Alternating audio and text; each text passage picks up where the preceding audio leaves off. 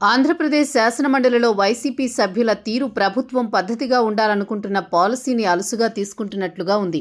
శాసనసభలో కూటమికి లభించిన తిరుగులేని మెజారిటీ కారణంగా అక్కడ మాట్లాడే అవకాశం లేదనే ఉద్దేశంతో వైసీపీ తన రాజకీయాన్ని ఎగువ సభకు మళ్లించిందనే అభిప్రాయం వ్యక్తమవుతోంది. అయితే ప్రత్యర్థుల విమర్శలకు ఆంధ్రప్రదేశ్ శాసన మండలిలో సంప్రదాయాల ఉల్లంఘనకు అడ్డుకట్ట వేయకుండా ప్రజాస్వామ్య నిబంధనల పేరిట ప్రభుత్వం చూపిస్తున్న వైఖరిని టీడీపీ శ్రేణులు సైతం జీర్ణించుకోలేకపోతున్నాయి.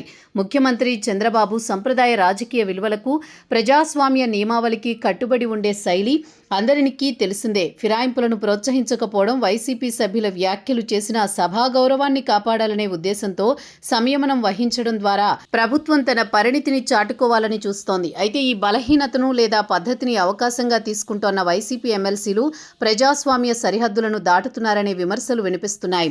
గౌరవప్రదమైన చర్చలకు వేదిక కావలసిన పెద్దల సభను రచ్చబండగా మార్చడం ఎంతవరకు సమంజసం అనే ప్రశ్నలు వెల్లువెత్తుతున్నాయి.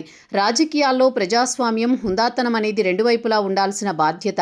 ఎదుటిపక్షం సభ్యతా సంస్కారాలు పక్కనబెట్టి వ్యక్తిగత దూషణలకు, వ్యూహాత్మక అడ్డంకులకు దిగుతున్నప్పుడు ప్రభుత్వం కూడా అదే శైలిలో కాకుండా కనీసం నిబంధనల ప్రకారం కఠినంగా వ్యవహరించకపోతే అది చేతకానితనంగా భావించే ప్రమాదం ఉందనే అభిప్రాయం వ్యక్తమవుతోంది.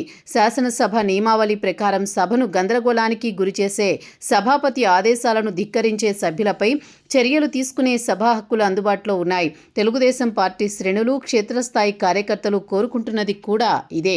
ప్రజాస్వామ్యబద్ధంగా సమాధానం చెప్పడం మంచిదే అయినా సభా వేదికగా వైసీపీ ఆడుతున్న పొలిటికల్ గేమ్కు అడ్డుకట్ట వేయాలంటే చట్టబద్ధమైన, నిబంధనల ప్రకారమైన కఠిన చర్యలు తప్పనిసరి.